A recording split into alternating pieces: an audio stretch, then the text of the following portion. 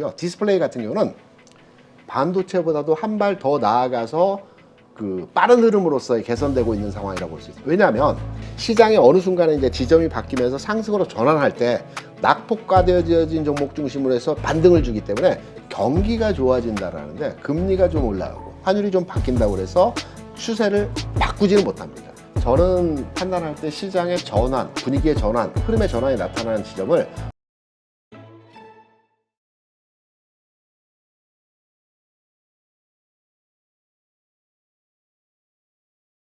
최근에 반도체주, 그다음에 디스플레이주 같은 것들이 이제 많이 상승했었죠. 네, 그런 그렇습니다. 것들이 오늘 또 다시 다 무너졌단 말이죠. 네. 이렇게 주가가 빠질 때, 지수가 빠질 때는 하나의 자연스러운 현상으로 봐야 될지, 혹은 이러한 계기로 인해서 약세로 돌아서는 것인지, 네. 이 부분은 어떻게 보세요? 오늘 기사 여러 가지가 있지만 그중에서 반도체에 대한 기사들을 쭉 훑어보게 되면 D램 가격 상승에 대한 기사들도 많이 있었습니다.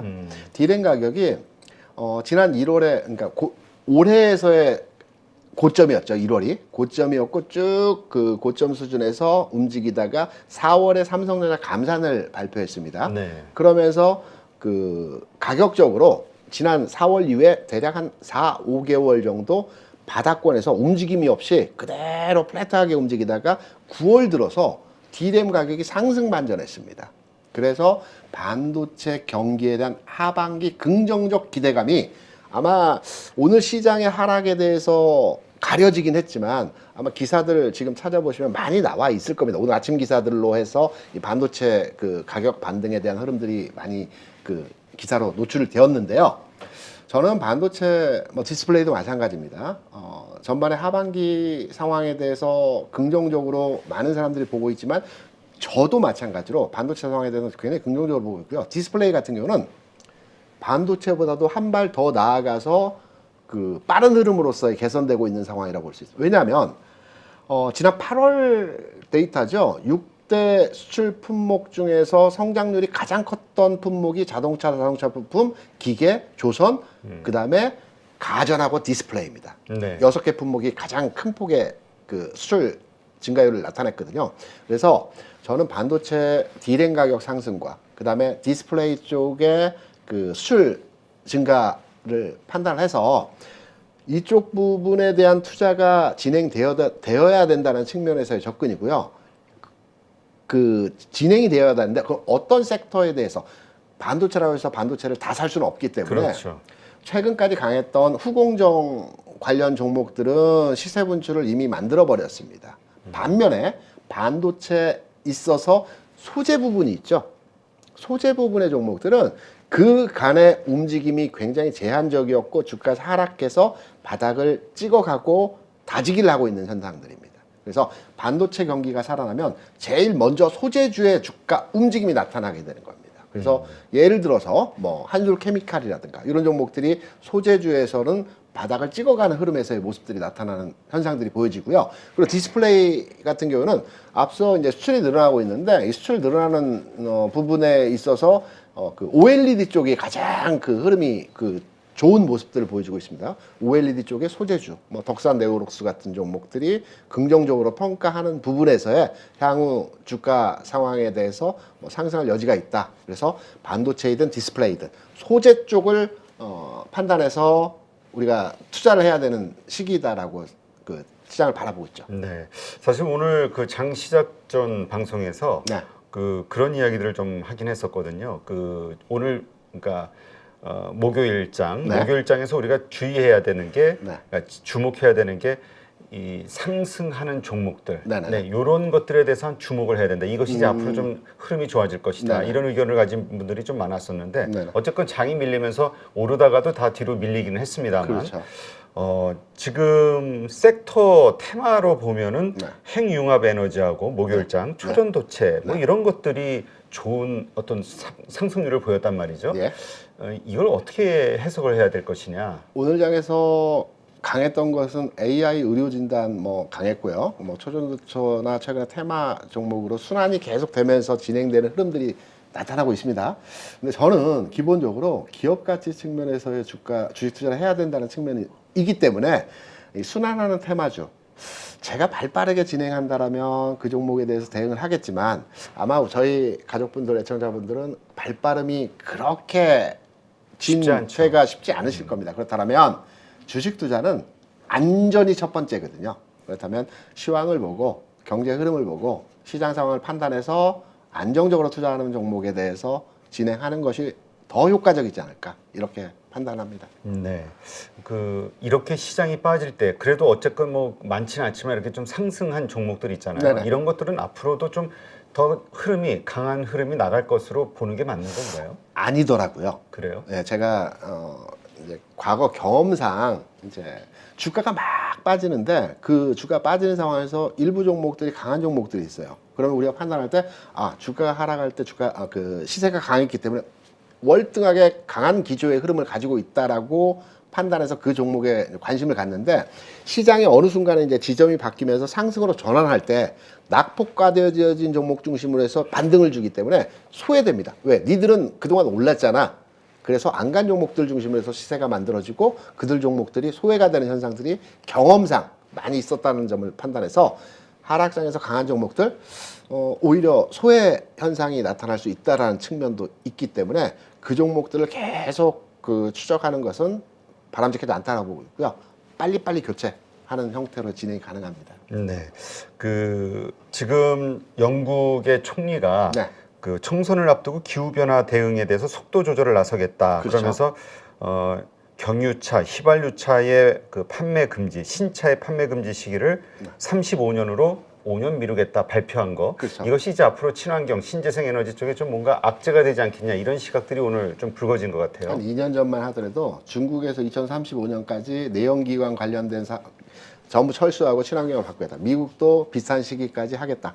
그때는 이제 서로 기한을 단축해서 친환경, 내연기관 없앤다 이런 얘기들이 많았었죠. 근데 우리가 단순하게 물리적 시간을 판단해 보게 될 때 2035년 10년 조금 더 남았죠. 11년 정도 되는데 실제적으로 불가능합니다. 완전한 100%의 교체는 불가능하다고 보고 있고요. 추세적으로 진행된다라는 개념으로만 이해하시면 되는 것이고 영국에서 그러한 메시지의 내용이 나오긴 했지만 오늘 새벽 끝난 미국의 테슬라의 주가를 보게 되면 물론 하락은 했지만 장중에 플러스권이었어요. 그 내용이 나오는 뉴스 시점에서 플러스권으로 움직이다가 장 마감 근처에서 지수가 하락하면서 소폭 하락으로 마감했습니다. 비교적 강했습니다. 다른 종목들에 대해서 연동하지 않는다는 얘기죠. 네. 네. 지금 두산 로보틱스 청약 네. 이게 이제 지금 화제가 되고 있는데 네. 어떻게 보세요? 일단 우리가 청약해서 받아낼 수 있는 주식수가 워낙 작다 보니까 여기에 대한 기대보다도 네. 이러한 어떤 열기를 가늠해보고 상장 첫날 네. 어떠한 전략을 쓸 것이냐, 막 과연 이걸 우리가 상장했을 때 가져갈 만한 주식으로 봐야 될 것이냐 이런 계산들을 좀 많이 하는 것 같은데 네. 지금 흐름은 어떻습니까? 제가 몇 가지 관점에서 IPO 시장에 대해서 설명을 드리려고 합니다. 저는 개인적으로 IPO 시장에 대해서 부정적입니다. 왜냐하면 1년에 한 60개 종목이 상장이 되고 한 20개 종목가 상폐가 됩니다. 그래서 40개 종목이 남는데 적당한 종목들이 상장되어진 것은 시장의 부모 분류에서 좋습니다. 그런데 21년, 22년 거치는 동안에 어떠한 종목들이 상장됐을까요? LG엔솔루션, 크래프톤, 카카오페이, 게임, 뱅크. 이게 시총이 60조가 넘습니다. 그 당시 시점에서의 상황을 보게 되면 지금 시총이 많이 줄었죠. 시장의 돈이 완전 그쪽으로 다 빨려 들어가는 거거든요. 주식시장에 보면 우리가 이제 흔히 얘기하는 고객 예탁금이라고 하는 주식을 살 수 있는 자금, 대기 자금 이게 한 50조 정도 됩니다. 그리고 증권회사 보면 CMA 계좌가 있지 않습니까? CMA 계좌, 그러니까 단기 상품 운용하는 계좌가 한 70조가 됩니다. 공모시장에 투자되어진 자금들은 이 CMA에 들어간 자금들, 이 자금들은 주식을 사지 않습니다, 절대로. 공모시장에만 계속 운용을 합니다. 공모를 전문적으로 하는 거죠. 그래서 너무 과한 무게감이 있는 종목들이 시장에 진입을 하게 되면 그쪽으로 쏠림 현상, 돈이 들어가는 현상들이 나타나기 때문에 시장에는 악영향을 끼치기 때문에 저는 공모에 대해서 좀 부정적이라는 의견을 말씀드리고요. 다만 우리가 이제 두산 로보틱스 같은 경우 시장에서 핫한 종목이지 않습니까? 네. 그리고 내가 공모를 했어요. 오늘 내일 이제 참여해야 되니까 공모를 하게 되면 배정을 당연히 한 주 받을 겁니다. 왜냐면 요즘에 균등, 비율 이제 배정을 하긴 하는데 최근에 이제 공모를 했던 IMT 같은 이제 기업들, 밀레서재 같은 기업들이 한 1000대 1 나왔습니다. 개인 대상으로 해서 기관 한 700대 1, 뭐 한 400대 1 나오고 두산 한 300대 1 정도 나온 것 같아요. 그러면 이 종목들 배정 물량들을 판단해 보게 되면 잘 받으면 1.5주, 뭐 그리고 대부분 한 주를 그렇죠. 받아요. 그래서 그러면 보통 그 치킨값 벌었네 뭐 이런 얘기 하죠. 그래서 400% 진짜 장이 좋아서 400% 수익이 났다 하면 한 7만 한 5천 원 정도 수익이 나는 것 같아요. 그럼에도 불구하고 내가 공모를 받았어요. 시작을 할 때 어떻게 진행을 해야 되느냐를 판단해 보게 되면 첫 번째는 시장 상황이 가장 중요한데 비슷한 규모의 종목이 상장됐던 그 기준이 카카오 게임즈입니다. 공모가도 2만 5천 원이었고요. 시총도 비슷하고요. 시점도 비슷합니다. 카카오 게임즈는 그때는 이제 400% 상승률이 아니었기 때문에 상한가 따상상 고점이었습니다. 그렇다 본다면 두산 로보틱스의 그 뭐 하루 상승 그 다음 날까지 상승까지는 모르겠지만 가격적인 흐름에서 판단해 보게 되면 카카오 게임즈가 따상의 상이었으니까 한 7만 원 정도를 판단해서 목표 주가로 접근을 하게 되면 7만 원 약간 아래겠죠. 그 정도면 충분하게 그 수익률을 가져갈 수 있는 지점에서의 흐름이고 워낙 요즘에 핫하지 않습니까? 많이 몰렸습니다. 그래서 그 정도 가격은 만들어 줄 것으로 판단이 되고 있습니다. 첫날이든 둘째 날이든 26,000원 공모가 대비해서 7만 원 정도 목표가로의 전략으로 대응을 하시면 될 것 같습니다. 지금 우리가 이제 이런 거에 자꾸 신경을 쓰는 것은 결국 이제 추석을 이제 며칠 앞두고 네. 이 기간 네. 어떻게 하면 좀 돈을 벌 수 있을까? 네. 그건 또 연휴 끝나고 나서도 그렇고요. 네. 어디에서 돈을 벌 수 있는 투자 아이디를 구할 수 있을까에 대한 고민을 하다 보니까 이렇게 네네. 되는 건데 네. 어떻게 보시나요? 어디에서 앞으로 좀 우리가 어떻게 대응을 하는 게 좋을지 추석을 앞두고. 추석을 앞두고 주식 투자 관점에서 물어보시는 거죠? 네. 저는 오늘 이제 어제까지만 해도 시장의 분위기가 그렇게 나쁘지 않았어요. 뭐 조정은 좀 받되 조정 이후에 주가 흐름이 상승으로 전환될 수 있다. 근데 오늘 완전하게 이제 딱 뭔가 정점을 뭐 찍었다라고 하면 좀 이상하겠지만 오늘 분위기가 확 변해버렸습니다. 목요일장. 예, 무섭다라는 표현이 맞을 정도의 그 시장의 분위기가 완전히 급냉해버렸거든요. 근데 저는 개인적으로 한번 잘 판단해 보시기 바랍니다. 추석 전까지 시장을 되돌릴 만한 급격하게 되돌릴 만한 이전에 2,600 수준까지 되돌릴 만한 모멘텀은 특별하게 나타나지 않을 겁니다. 그리고 연휴를 앞두고 명절을 앞두고 시장은 그렇게 뜨거운 장이 지금까지는 없었던 것 같아요. 그래서 저는 추석 이후의 전략을 대응해서 10월장을 대비해서 저는 9월 말 즈음에서 시장의 터닝 포인트 지점으로의 판단을 했었거든요. 그래서 9월 중순 이후에 9월 말로 가는 과정에서 시장이 터닝 포인트가 제공이 되고 10월에는 본격적인 흐름에서 장이 좋아지는 흐름들을 판단을 했었는데 거기에 대해서는 뭐 반도체라든가 뭐 전체 경기 흐름에서의 개선 상황을 기준으로 해서 주시장도 나아질 것이라고 판단했고 뭐 그런 흐름들에 대한 내용들을 말씀을 드렸는데요. 시기를 조금 늦추어졌다라고 저는 기본적으로 현재도 판단하고 있습니다. 단 앞서 말씀드린 미국의 금리 수준이 위험 수준을 넘어가게 되면 바로 스탠스를 변화시키겠죠, 제가. 하지만 지금까지는 여전하게 시장에 대한 긍정적인 뷰는 동일하고요. 시장에서 중간 지점에서 기간이 좀 늘어났다. 흐름의 전환이 나타나는 시기가 좀 더 연장됐다라고 판단하는 지점으로 해석을 하고 있습니다. 그래서 추석 전에 뭔가 만들어 보기보다는 추석 이후를 대비해서 대응하시는 게 그러니까 지금 공격적으로 지금은 좀 관망하고 지금 주식을 하시는 분들 대부분은 저희가 여러 매체에서 똑같은 뭐 얘기를 하지만 빠지면 사라는 얘기들 많이 하죠. 근데 실제 제가 필드에서 투자자분들과 얘기를 해보면 살 돈이 없다라는 겁니다.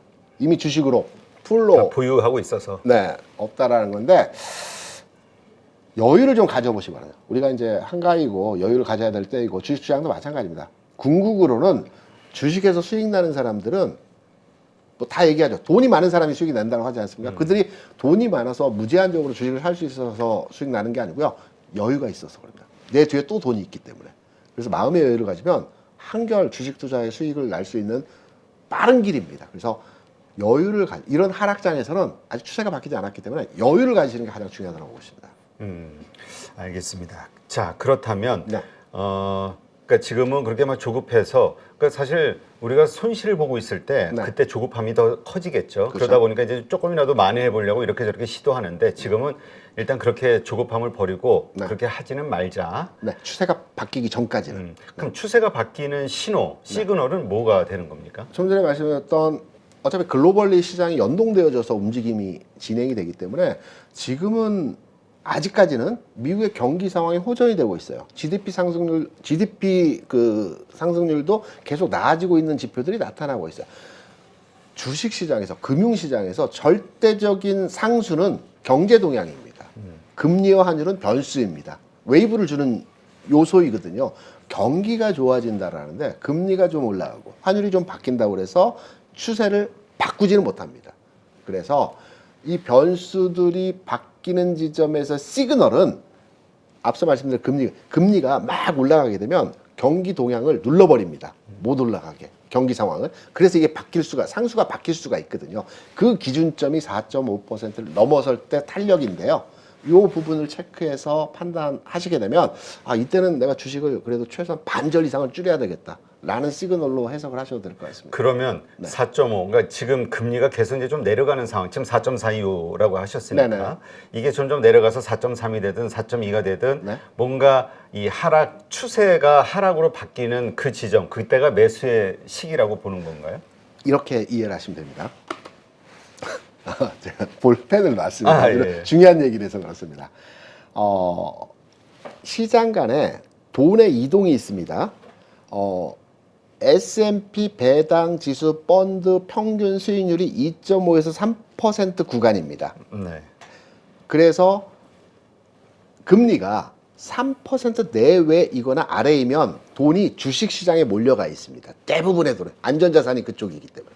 그런데 금리가 3% 수준을 넘어서게 되면요, 돈이 S&P, 그러니까 주식시장에서 채권시장으로 넘어갑니다. 큰 돈들이.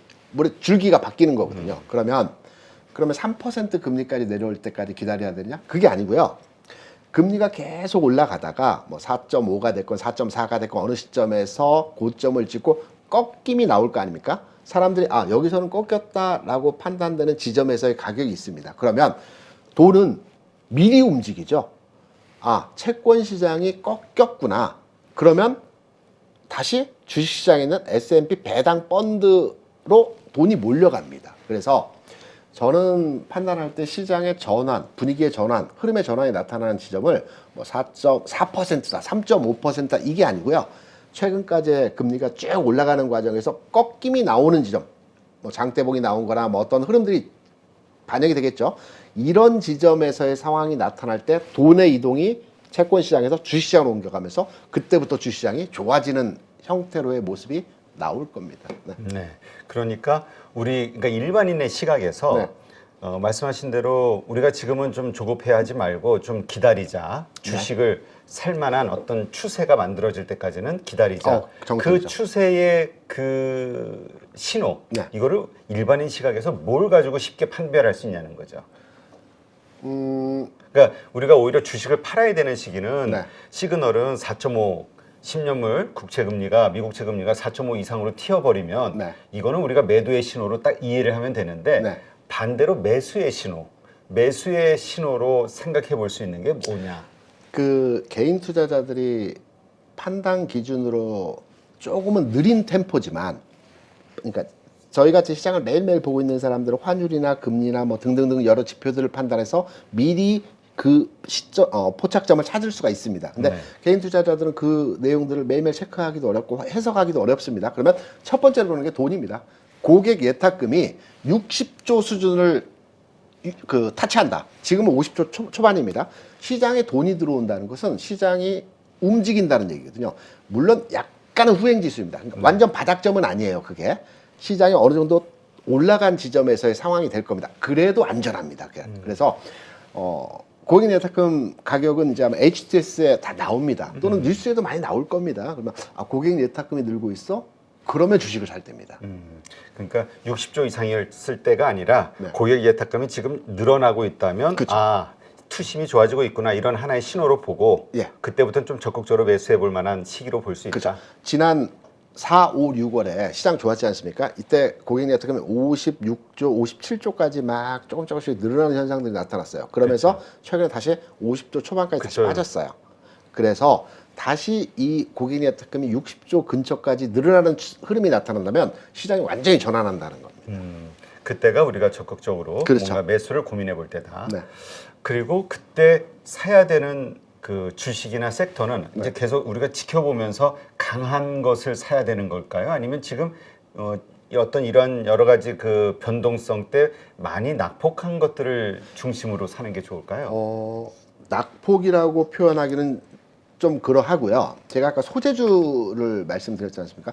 우리나라 반도체가 움직여야 지수가 움직이는 게 당연하고요. 네. 반도체 내에서도 각각의 종목 간의 그 상황이 좀 다르지 않습니까? 근데 반도체가 움직일 때는 뭐 삼성 하이닉스 제외하고요. 뭐 당연히 그쪽 종목들은 움직이겠지만 수익 면에서는 좀 떨어지는 측면들이 있기 때문에 소재주가 먼저 움직입니다. 왜냐하면 단순하게 생각을 해도 우리가 외국에서 물건을 사오면 먼저 씻어야 되지 않습니까? 과일 같은 거.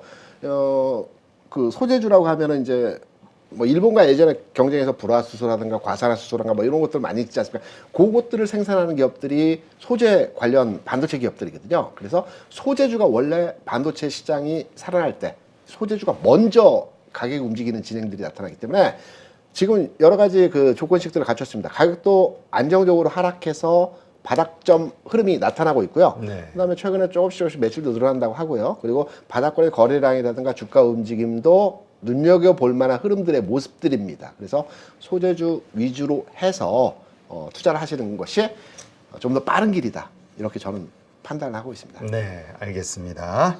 어제 시장이 많이 하락을 해서 그 투자자들의 투자 심리가 굉장히 위축되어 있죠. 불안합니다. 근데 시장에서 패턴들이 있습니다. 동일한 패턴들이 계속적으로 반복되죠. 주가가 종가 수준까지 밀어내면서 하락하는 장들이 있습니다. 이때 굉장히 무섭습니다. 투자하는 사람들은. 지수가 종가가 저가죠. 그러면 과거의 주가 흐름을 판단해서 종가 저가로 장대 음봉으로 밀어냈을 때의 시장들 어떠한 흐름들이 최근 내에서 움직였는지를 한번 제가 여러분께 보여드리기 위해서 캡처러의 그림을 떠왔습니다. 지금 보시게 되면 종가 저가로 지수를 쫙 미는 경우도 있습니다. 시장이 굉장히 무서운 장이죠. 여기 한 번 있었는데 그 다음날 반등졌고요. 반등이고요. 종가 저가 반등, 종가 저가 반등, 종가 저가 반등, 종가 저가 반등이죠.